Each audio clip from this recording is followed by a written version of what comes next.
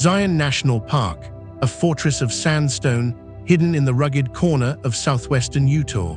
In the year 2024, nearly 5 million people journeyed here, seeking something they could not find in the concrete jungles of the modern world. Why are we so drawn to these dangerous, vertical landscapes, and what does this ancient canyon know about us that we have forgotten about ourselves? Before we descend into the shadows of the Virgin River, hit the subscribe button and join us as we explore the mystery of the American West.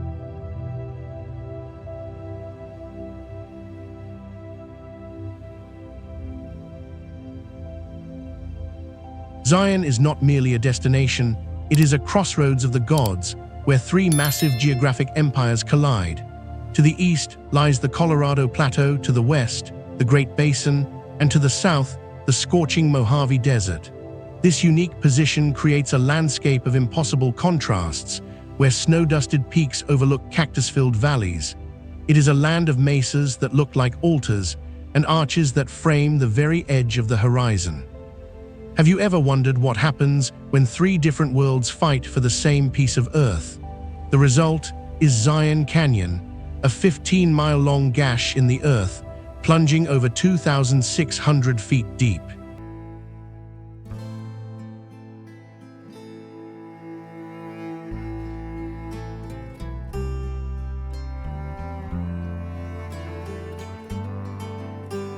Nature here does not speak in whispers, it speaks in the language of extremes.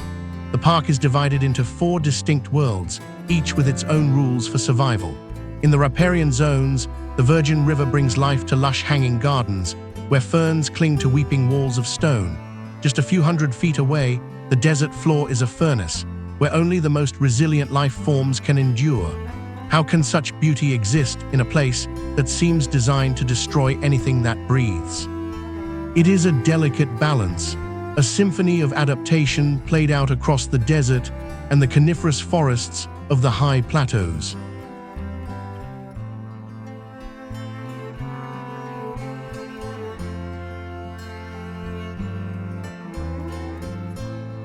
In the upper elevations, thick stands of ponderosa pine and Douglas fir offer a cool sanctuary from the sun.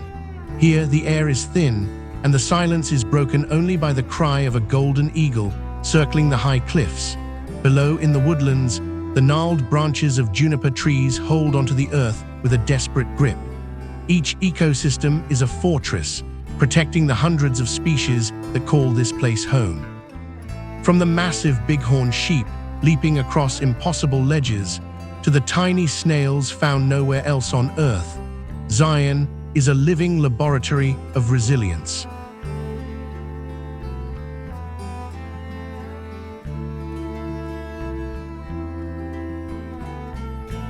The human story of Zion is a long, haunting echo stretching back over 8,000 years. The first people were nomads, hunters and gatherers who followed the seasons through the canyons. They saw the red cliffs not as a tourist attraction, but as a temple and a source of life. Eventually, the basket maker culture and the Virgin Anasazi began to build permanent homes, tilling the soil and planting corn in the shadows of the mesas. But around the year 1300, they vanished, leaving behind only pottery shards and silent ruins. What drove them away from this oasis, and where did they go when the rain stopped falling?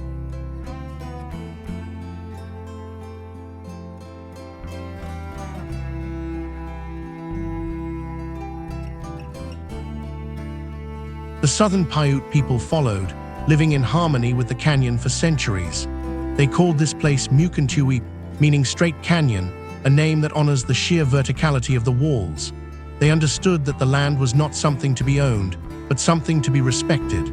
Their traditions still linger in the wind that blows through the cottonwood trees. Do we, in our modern arrogance, truly understand the land better than those who lived here for 1,000 years without leaving a scar? We walk where they walked, yet we are often blind to the spirits they saw in every stone.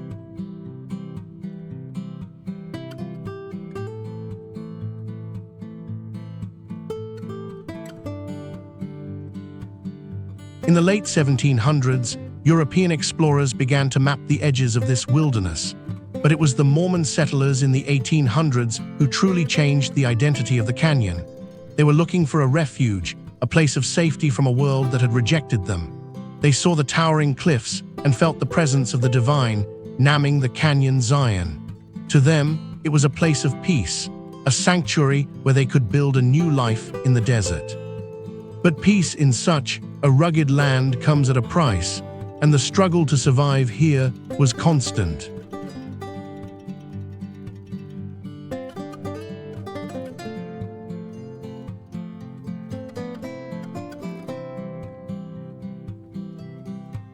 The transformation of Zion from a hidden sanctuary to a national icon began in the year 1909. President William Howard Taft designated the area as Mojave National Monument to protect its unique beauty.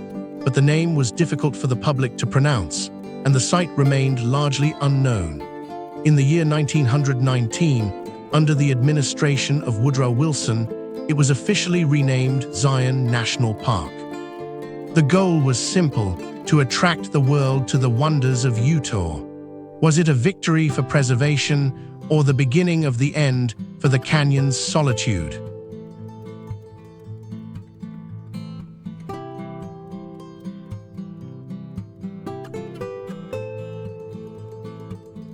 The geological story of Zion is a masterpiece of time, written over 150 million years. The layers of stone you see today were once ancient seabeds, vast deserts, and winding river systems. Tectonic forces slowly uplifted the entire Colorado Plateau, pushing the land miles into the sky. As the land rose, the Virgin River began its work, cutting through the rock like a serrated knife. It is a process that never stops, a constant battle between the permanence of stone and the persistence of water. We see the canyon as a finished work of art, but to the earth, it is a work in progress.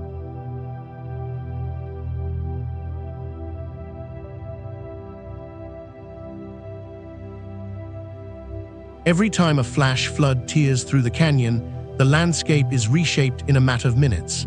Massive boulders are tossed like pebbles, and the river carries tons of sediment downstream toward the sea. This is the raw power of erosion, the same force that created the iconic slot canyons and the towering monoliths. When you look at the Great White Throne, you are looking at the remnants of a prehistoric sand dune, frozen in time. Does it make you feel small to realize that these mountains were here long before our ancestors and will remain long after we are gone? The cliffs of Zion are a mirror, reflecting our own brief moment in the sun.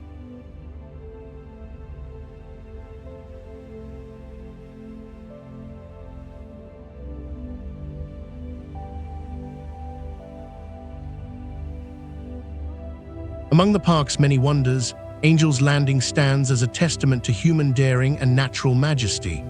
It is a narrow ridge of stone, with drops of over 1,000 feet on either side, leading to a panoramic view of the canyon.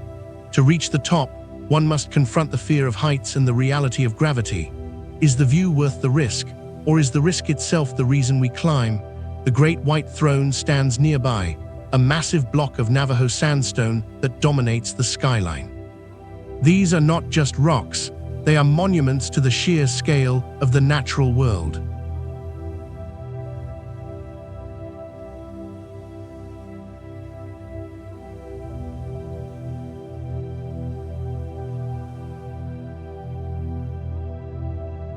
For those who seek a different kind of intensity, the Narrows offers an immersive journey into the heart of the mountain. Here, the Virgin River flows between walls that are 1,000 feet high and only 20 feet apart. You must wade through the water, feeling the pulse of the river against your legs as the light dims to a soft, orange glow.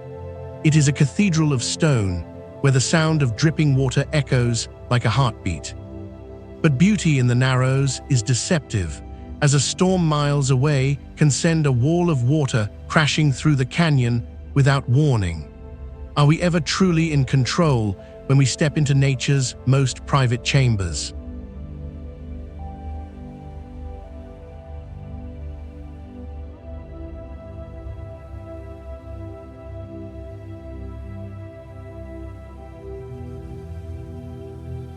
climate of Zion is as dramatic as its geology, defined by a cycle of intense heat and sudden storms.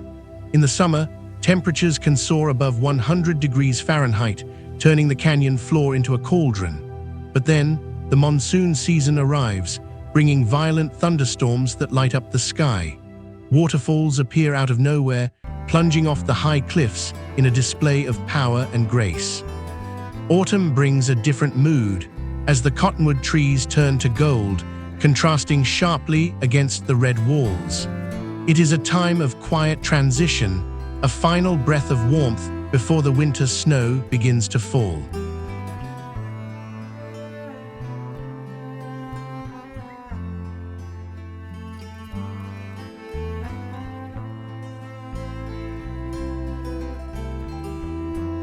When winter arrives, Zion is transformed into a silent, white kingdom. The crowds vanish, and a deep stillness settles over the canyon. The red sandstone peeks out from under a blanket of snow, creating a visual contrast that is almost otherworldly. It is a time for reflection, a time to see the bones of the earth without the distraction of the summer heat. Have you ever experienced the silence of a desert winter, where the only sound is the crunch of snow under your boots? It is in these quiet moments that the true spirit of Zion is most accessible.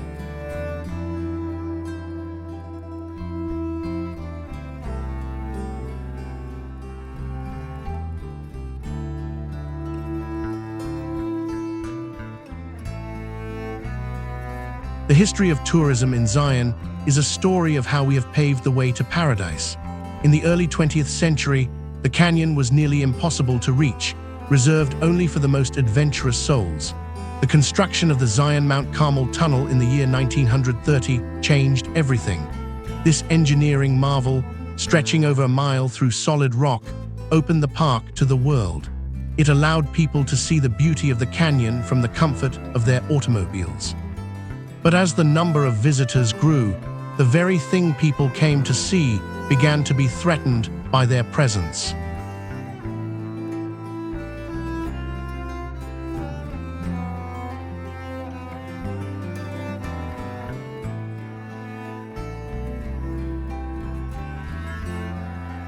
Today, Zion faces the challenge of its own popularity, balancing the needs of 5 million visitors with the need for preservation.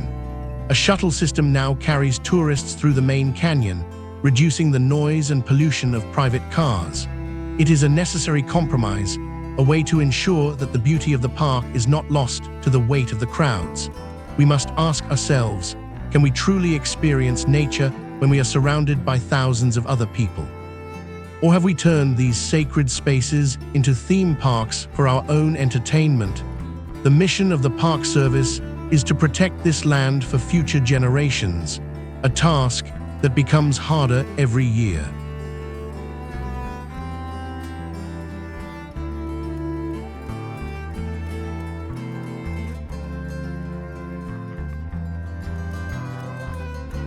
Beyond the main canyon, the Kolob Canyons offer a glimpse into the more remote side of Zion. Here, the red fingers of stone reach out toward the horizon, and the trails are less traveled. It is a place where you can still find the solitude that the early settlers and Native Americans once knew. Huge arches, like the Kolob Arch, stand hidden in the backcountry, accessible only to those willing to hike for miles. This is the wilderness that remains, a sanctuary within a sanctuary. Why do we often crowd into the most famous spots, while the true heart of the place lies just a few miles away?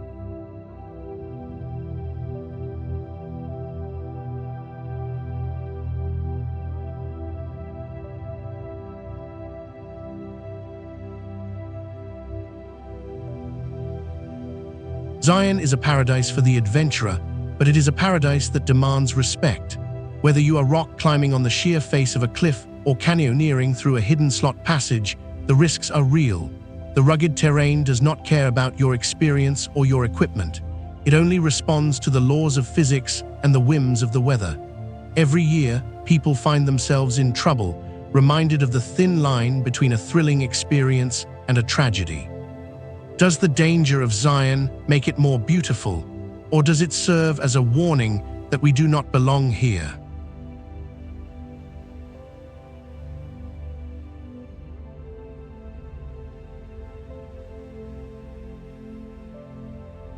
As we look toward the future, the purpose of Zion National Park remains clear. It is a place to protect the striking geology, the rich biodiversity, and the deep cultural history of the American West. With 85% of its land designated as wilderness, it is one of the few places where nature is still allowed to run its course. It is a sanctuary for the mind and the soul, a place where we can reconnect with the earth. But this sanctuary is fragile, and its survival depends on our willingness to value it more than our own convenience. What will Zion look like in another 100 years, and will our children still be able to find peace among its walls?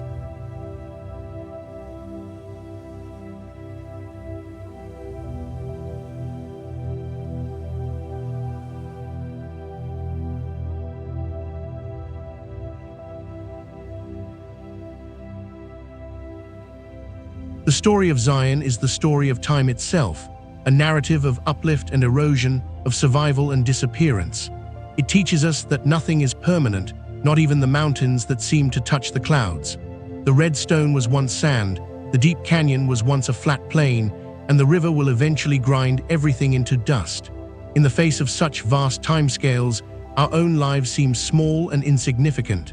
But perhaps that is the most important lesson Zion has to offer. In a world that is obsessed with the immediate and the temporary, the canyon reminds us of the enduring power of the natural world.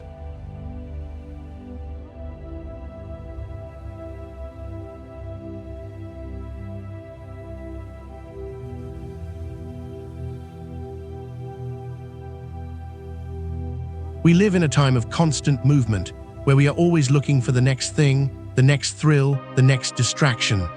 Zion asks us to stop, to look up, and to listen to the silence. It challenges us to confront our own mortality and to find beauty in the things that remain. Have you ever let the weight of a mountain sit on your shoulders, or felt the cold kiss of a river that has been flowing for 1,000,000 years? These experiences change us, stripping away the noise of the modern world and leaving us with what is real.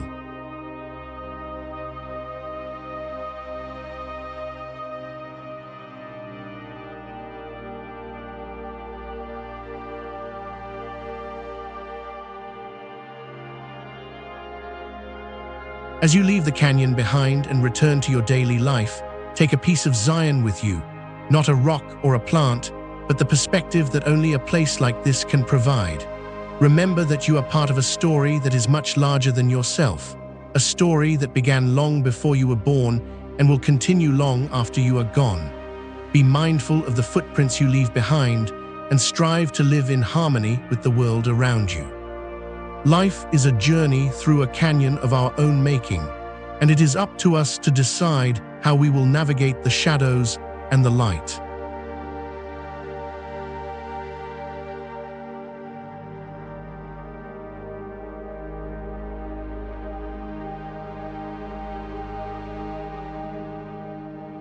Thank you for traveling with us through the heart of Zion, where every cliff has a story and every river has a song.